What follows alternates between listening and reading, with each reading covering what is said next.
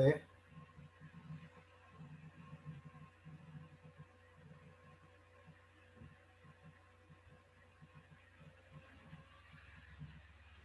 Coupé. oui, t'entends pas? OK, c'est que tu enregistres déjà le. Oui, j'ai mis pour toi. Je viens juste de mettre. Bon, merci. Est-ce que tu l'as arrêté? Non?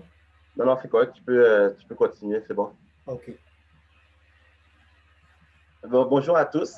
Donc, je suis content de vous voir ce matin. Est-ce que vous m'entendez bien? Peut-être juste un pouce en haut. OK, parfait. Donc, je suis content d'être parmi vous ce matin pour apporter la parole de Dieu. OK, c'est bon. C'est que le message que je vais prêcher ce matin se trouve dans le livre de Colossiens, dans le livre de Colossiens, le chapitre 2. Je ne sais pas si vous avez remarqué, mais depuis le début de la pandémie, depuis le mars dernier, ou peut-être au mois de mars, avril, mai, jusqu'à maintenant, les églises sont beaucoup présentes sur Internet, sur les médias sociaux, plus précisément Facebook, YouTube. Les églises sont vraiment présentes. Puis là, je regardais, j'ai vu juste cette réflexion, j'ai vu, mais c'est comme un buffet. C'est comme un buffet, on est tous servis par toutes sortes d'enseignements, que l'enseignement soit bon ou mauvais. On a toutes sortes, on a un buffet. Donc, c'est comme le all you can eat. Je ne sais pas si vous avez déjà été au buffet des continents à Gatineau. Donc, on va là-bas, on peut manger toutes sortes de repas. Mais c'est exactement la même chose c'est le même constat que j'ai eu en réfléchissant. Que des fois, la nourriture qu'on retrouve sur Internet n'est pas nécessairement bonne, mais aussi des fois, c'est une nourriture solide qui est des églises qui font un bon travail, ou qu'il y a une nourriture qui est centrée sur Christ, qui est christocentrique. Donc, c'est le constat que j'ai fait. Puis, je me rappelle même pendant la pandémie, au début de la pandémie aussi, j'ai commencé, quand le coronavirus est arrivé, je commençais à feuilleter sur Internet, sur les médias sociaux aussi, c'est pour voir est-ce que ce virus-là, est-ce que c'est vrai, est-ce qu'on est manipulé. Donc, c'est ce que je faisais. Fait que à un moment donné, j'ai dit, mais Baudelaire, mais tu dois arrêter de faire ça, tu dois plus te concentrer sur la Bible, qu'est-ce que Dieu il dit dans sa parole.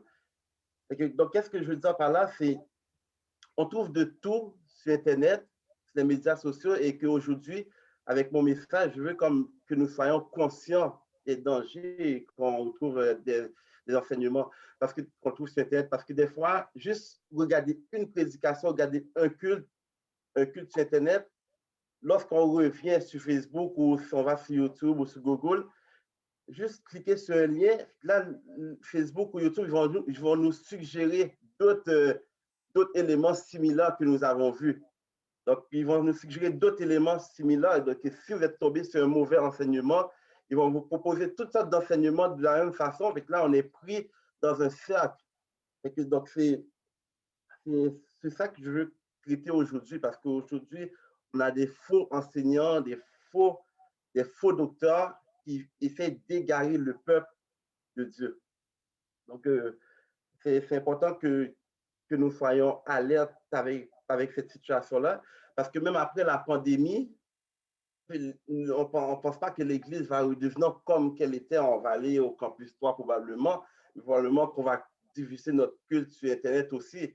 Donc, on doit être alerte à ce niveau-là. Donc, le texte d'aujourd'hui, comme je l'ai mentionné, ça va être dans 2 Colossiens, non, excusez-moi, 2 Colossiens, dans Colossiens 2, versets 1 à 23. Donc, je vais lire le texte pour vous. Colossiens chapitre 2, versets 1 à 23. Je tiens en effet à ce que vous sachiez combien rude est le combat que je livre pour vous et pour les frères qui sont à Laodicée, comme vous tous, ceux qui ne m'ont jamais vu personnellement.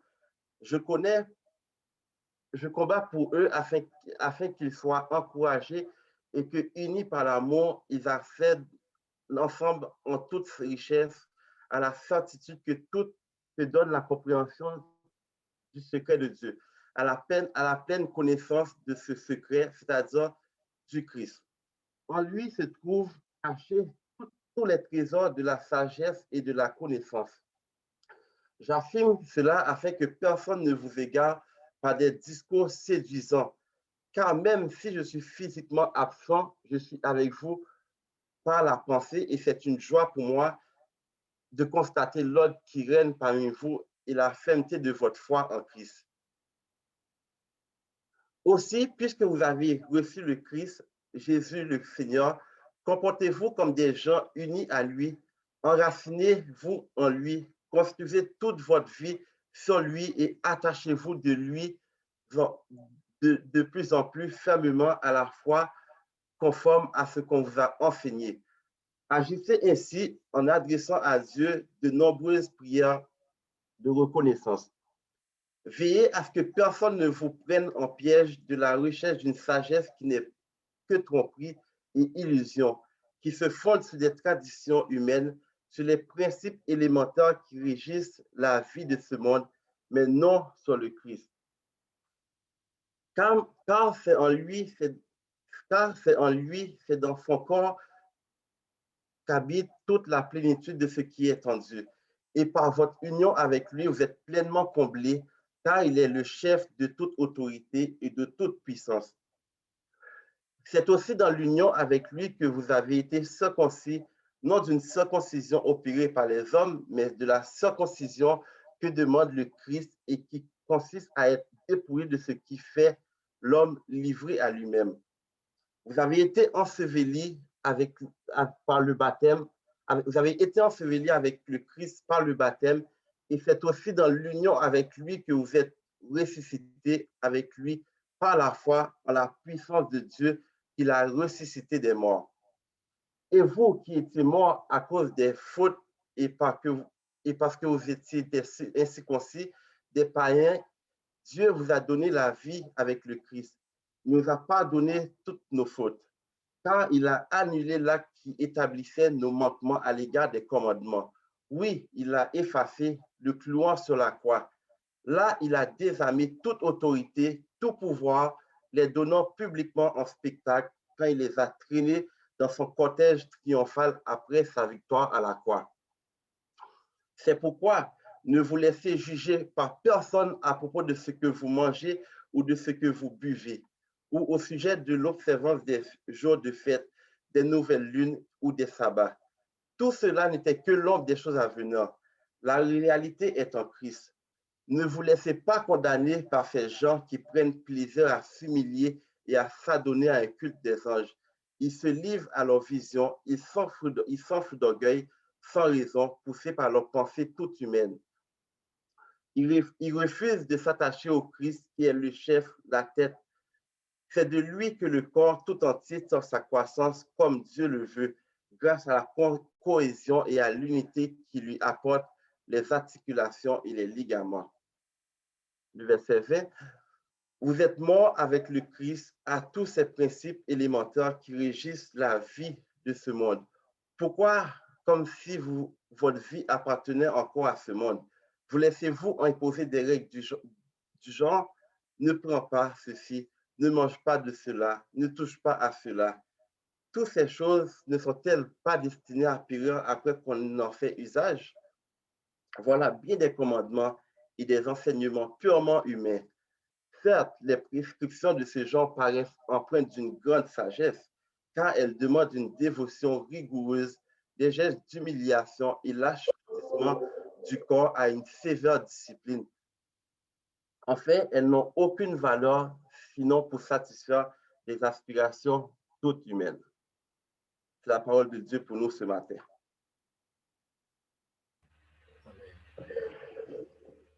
OK.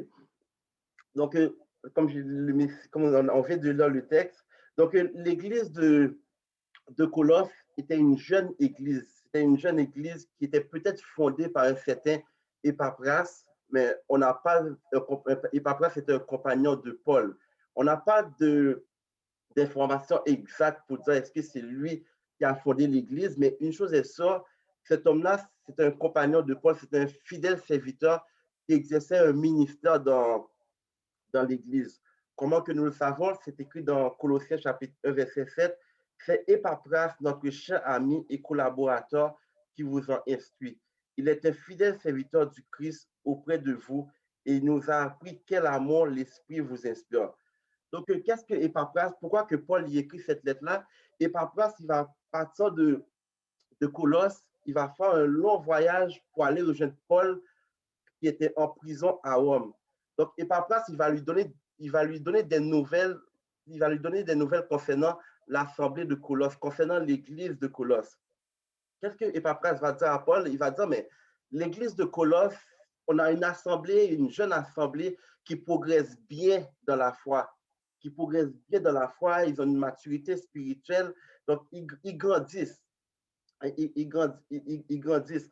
Donc, on trouve ces éléments-là dans Colossiens 2, verset 5, Paul va dire, car même si je suis physiquement absent, je suis avec vous par la pensée, et c'est une joie pour moi de constater l'ordre qui règne parmi vous et la fermeté de votre foi en Christ. La fermeté de votre foi en Christ. Colossiens chapitre 2, verset 6 et 7. Aussi, puisque vous avez reçu le Christ, Jésus, le Seigneur, comportez-vous comme des gens unis à lui. Donc, on voit que dans Épapras, il va donner des nouvelles encourageantes à Paul pour dire que l'Église progresse bien, mais en contrepartie, il va dire qu'il y a un syncrétisme religieux dans l'Église. Donc, il y avait des hérétiques, des faux docteurs qui prêchaient que Christ n'était pas suffisant.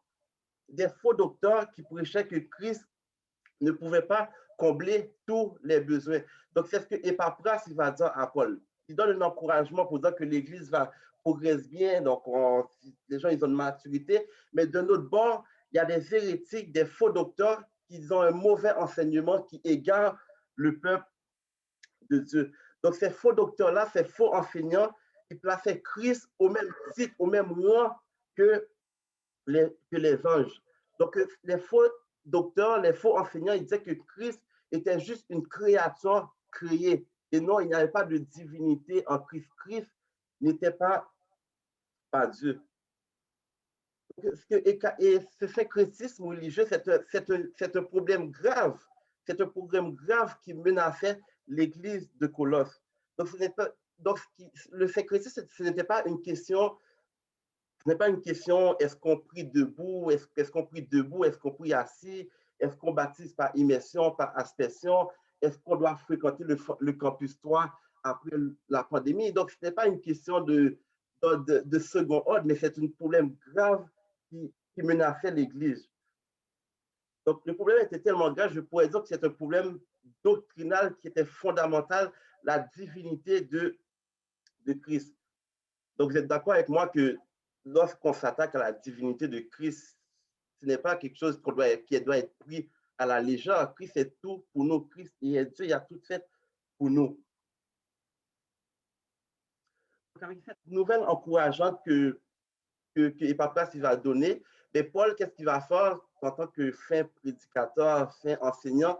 Il va écrire une lettre à l'Église, aux gens là-bas pour leur dire, oui, j'ai reçu des nouvelles encourageantes, mais en même temps, je veux vous mettre en garde contre ces faux docteurs, contre ces gens hérétiques qui vous égarent. Donc, Paul, il va le mettre en garde dans cette lettre, pour ne pas être la proie de faux enseignants.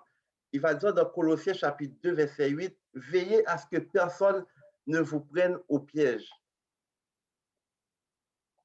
Veillez à ce que personne ne vous prenne au piège. Et dans Colossiens chapitre 2, verset 16, si vous avez votre Bible, il va dire, c'est pourquoi ne vous laissez juger par personne.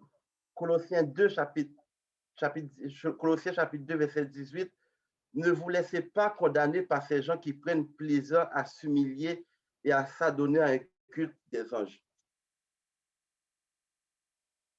Donc, juste dans les 3 versets que nous avons lus, l'exhortation est claire pour l'assemblée de Colosse. Donc, si je peux formuler autrement, puis Paul va leur dire, vous avez commencé votre marche chrétienne, marchez donc dans la voie que Dieu a tracée pour vous.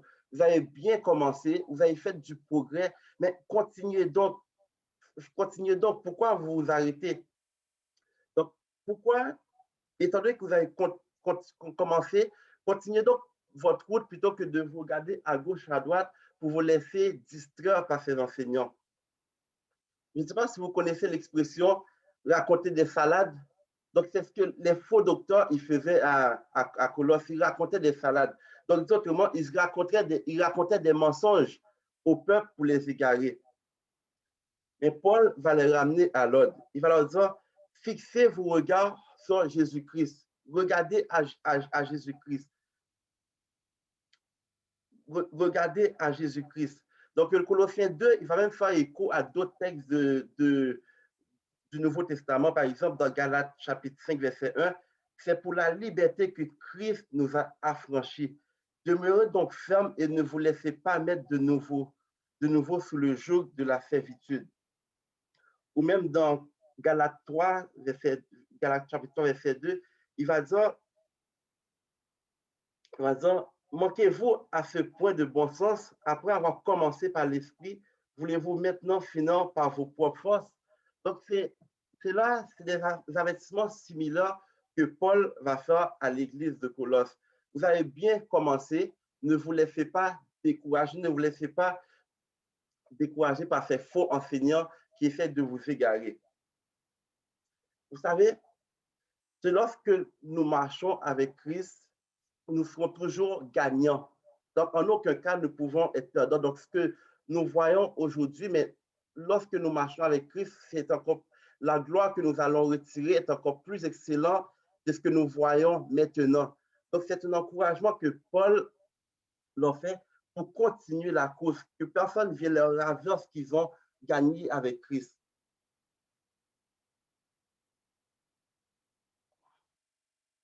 Donc, c'est ici là l'encouragement. Je ne sais pas si vous avez déjà entendu la chanson « J'ai décidé de suivre Jésus, j'ai décidé de suivre Jésus tout droit, sans reculer.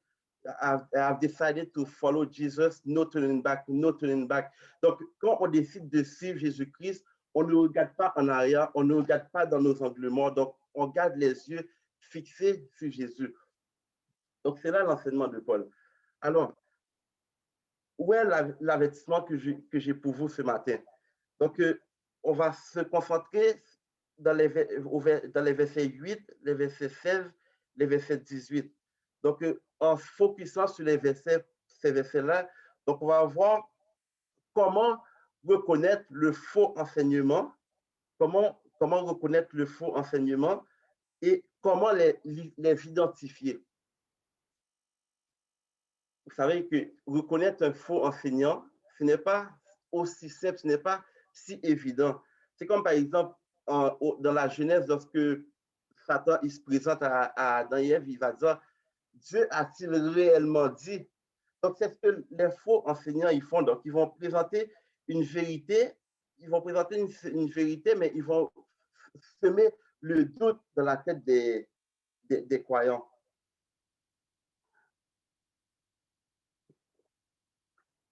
Donc, ils vont semer le doute. Je sais pas, je me rappelle quand j'étais plus jeune, je commandais des vêtements de marque sur Internet.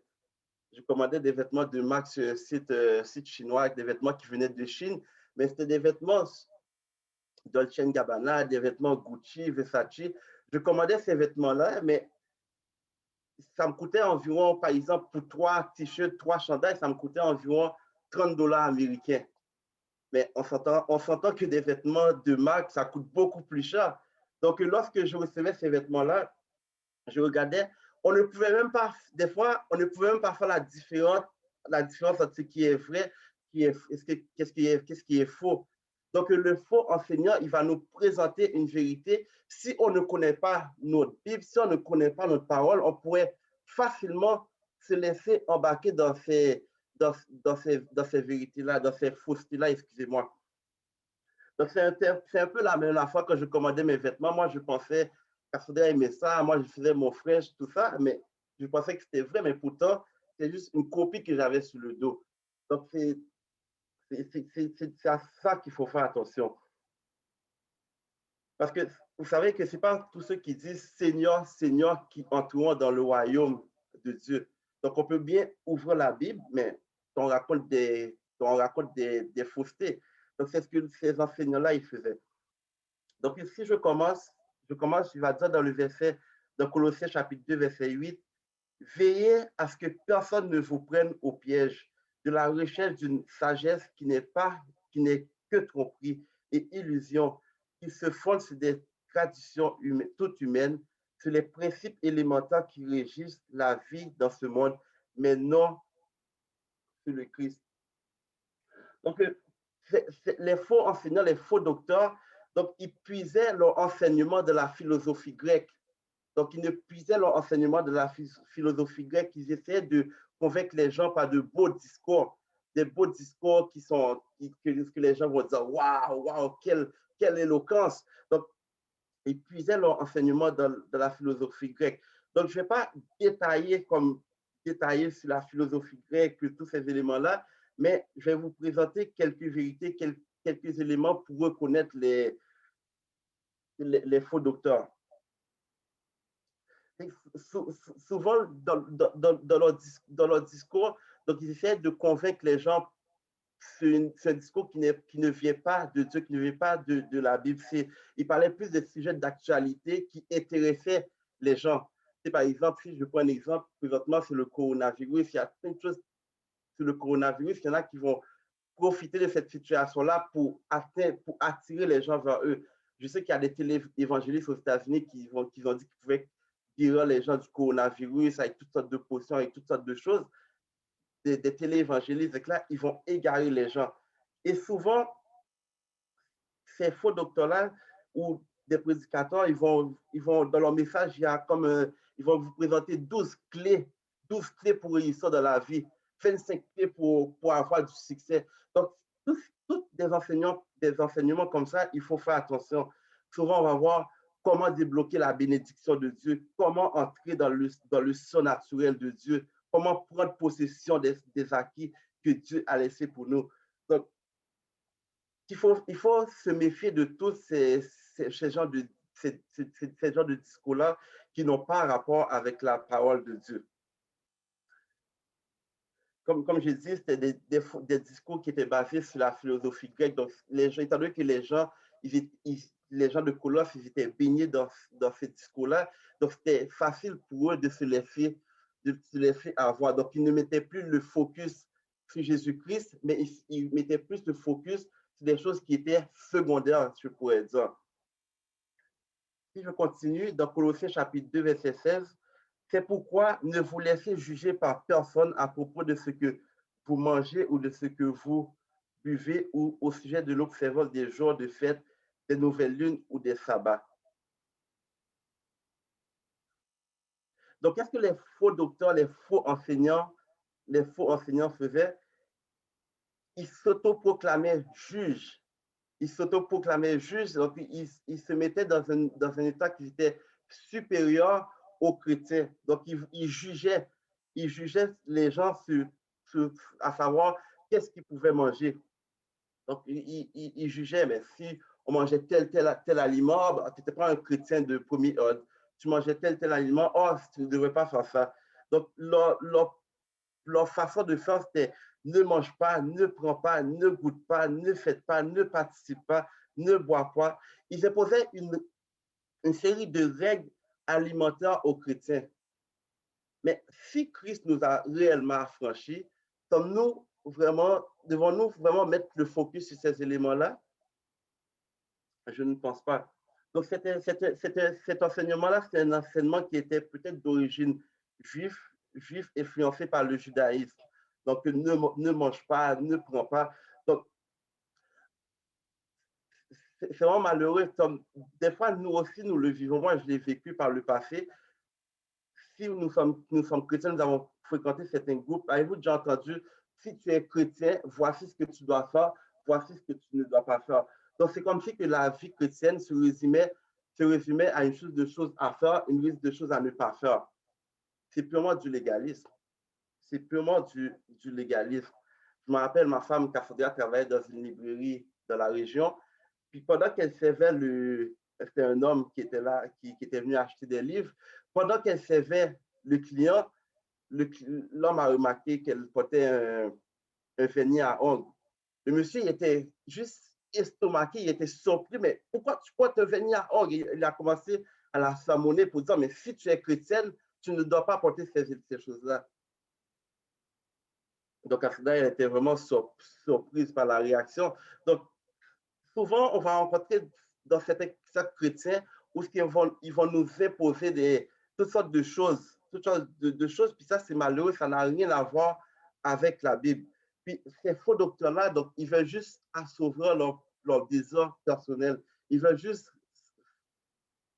accomplir leur projet personnel. Ça n'a rien à voir avec l'enseignement biblique.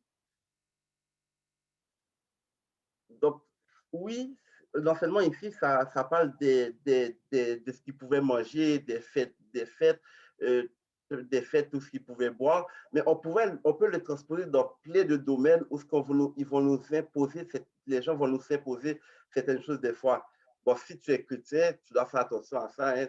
Le discours est vraiment trompeur.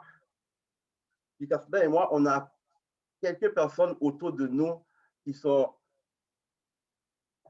on a quelques personnes autour de nous qui sont pris dans cet engrenage, qui sont sous l'emprise des faux enseignants. Puis lorsqu'on est sous l'emprise des faux enseignants, ce n'est pas aussi facile de s'en sortir.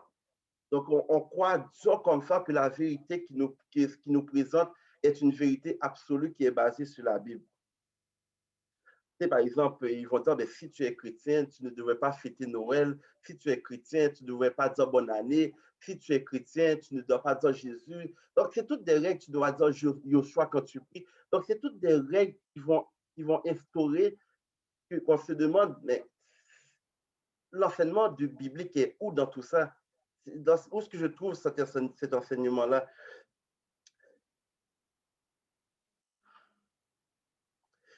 Exactement. Fait que tout ça, tout ce que je vous dis là, c'est une forme de légalisme et on doit faire attention à ça.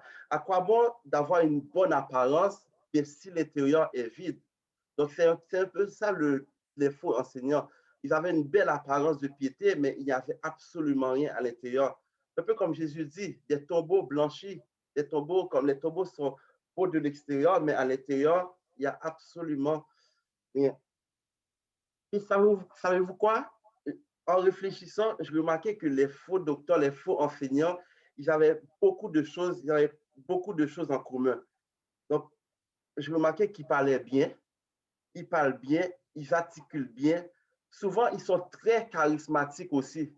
Ils sont très charismatiques, ils ont une bonne posture, ils ont une attitude de supériorité. Donc, c'est comme si que les chrétiens qui fréquentent l'Assemblée sont des chrétiens de second ordre. Les autres, ils sont juste là. Ils sont juste une coche supérieure. Également, ils ont une belle prestance, ils sont convaincants dans ce qu'ils disent. Ils parlent avec autorité. Les paroles qu'ils prononcent sont saupoudrées de vérité, mais le fond n'est que mensonge. Ça, ce sont toutes des caractéristiques qu'on retrouve chez les faux enseignants. Donc, ces faux enseignants-là, qu'est-ce qu'ils vont faire? Ils pensent qu'ils sont le gardien de la parole de Dieu. Ils pensent qu'ils sont les seuls à avoir les vérités pour accéder à Dieu. Il n'y a pas d'autre chemin. Le chemin n'est pas en Jésus-Christ, mais le chemin se fait par eux. Donc, si tu n'es pas dans mon cercle, tu n'es pas un chrétien, tu es juste un moins que rien. Donc, c'est ce que ces faux enseignants-là, ils faisaient.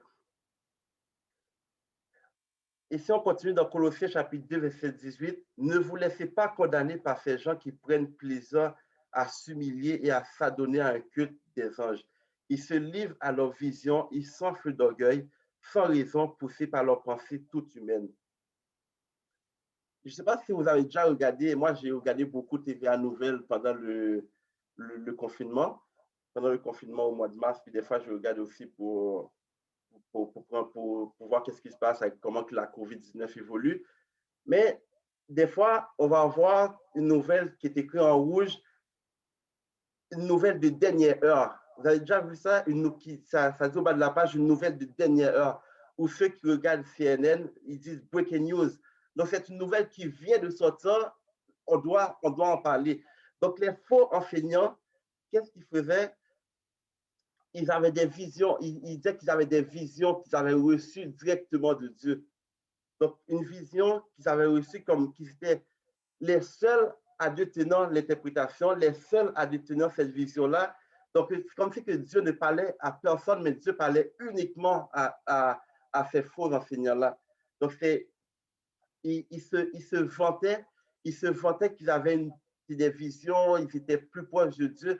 Donc, c'est toutes des choses que lorsqu'on entend ces paroles-là de la bouche de ces faux enseignants, on doit allumer une lumière rouge pour dire non, non, ça ne fonctionne pas. On doit être sur ses gardes, disons, si je peux dire ça comme ça. Donc, ces gens, ils pensaient qu'ils avaient une connexion directe, donc ils sont branchés directement à la source, mais pourtant, ce n'était pas le cas.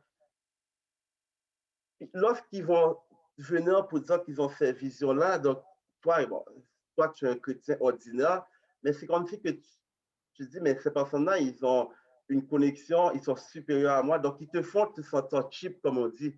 Et je me sens cheap devant toi. Donc, c'est ce que ces faux enseignants, ils faisaient. Donc, ils faisaient en sorte que les chrétiens, ils se sentent cheap, ils se sentent inférieurs pour qu'ils puissent avoir une emprise sur eux.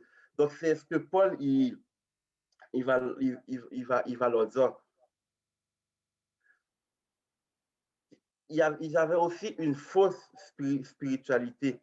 Plutôt que de rendre un culte à Dieu, mais ils rendaient un culte aux anges. Donc, les anges avaient une importance pour les Juifs. Donc, au lieu de focuser à enseigner la parole de Dieu, mais c'est plutôt les anges qu'ils adoraient. Et c'est plutôt les anges qu'ils adoraient. Puis en faisant ça, ils avaient une autorité. Donc, c'est comme si ils créaient un fossé entre le chrétien et Dieu. Ils créaient un fossé entre le chrétien et Dieu. Et pour que le chrétien puisse atteindre Dieu, avoir une relation avec Dieu, ça devait passer par eux. Plutôt que de tourner les gens vers Jésus-Christ, ils tournent les gens vers eux pour que les gens puissent les adorer, si on veut. Donc, qu'est-ce qu'il disait? Il disait que pour être en relation avec Dieu, tu dois mener une vie d'ascétisme, une vie de mortification. Donc, tu dois mener une vie de mortification, tu dois être chrétien, tu dois pas manger certains aliments, tu ne dois pas te comporter d'une certaine manière, tu ne dois pas t'habiller comme ça. Si tu es chrétien, tu ne dois pas porter un pantalon, tu ne dois pas porter une jupe dans le cas des pantalons dans le cas des femmes. Donc, c'est tout un enseignement légaliste que ces gens-là, ils faisaient. Donc, disons autrement, pour être en relation avec Dieu, tu dois être sans reproche dans ta vie. Ta vie doit être parfaite de A à Z. Donc, c'est un peu ça l'idée des faux enseignants. C'est un peu ça l'idée de ces gens-là. C'est sûr, c'était que je ne couvre pas tout au complet, mais l'argument de Paul est le suivant. Donc, après avoir fait toute l'exhortation pour dire de se méfier de ces faux enseignants, mais l'argument de Paul est là. Jésus-Christ est supérieur aux anges. Jésus-Christ est supérieur à toute autorité. Jésus-Christ est supérieur à tout ce que vous pouvez imaginer. Jésus-Christ est suffisant. Jésus-Christ, il peut combler tous vos besoins. Nul besoin de s'adonner à ces choses-là. Donc, vous êtes mort avec Christ, vous êtes enseveli avec Christ. Donc, Paul, il va présenter une théologie christocentrique, centrée sur Jésus. La meilleure façon qu'on peut combattre la fausse doctrine, c'est de mettre plus de Jésus dans nos vies, plus de Jésus, encore plus à chaque jour. Je vais vous lire un dernier passage avant de partir. Dans Colossiens chapitre 2, verset 10. Et par votre union avec lui, vous êtes pleinement comblés car il est le chef de toute autorité. Vous avez été ensevelis avec le Christ par le baptême et c'est aussi dans l'union avec lui que vous êtes ressuscités avec lui par la foi en la puissance de Dieu qui l'a ressuscité des morts. Et vous qui étiez morts à cause de vos fautes et parce que vous étiez des circoncis, des païens, Dieu vous a donné la vie avec le Christ.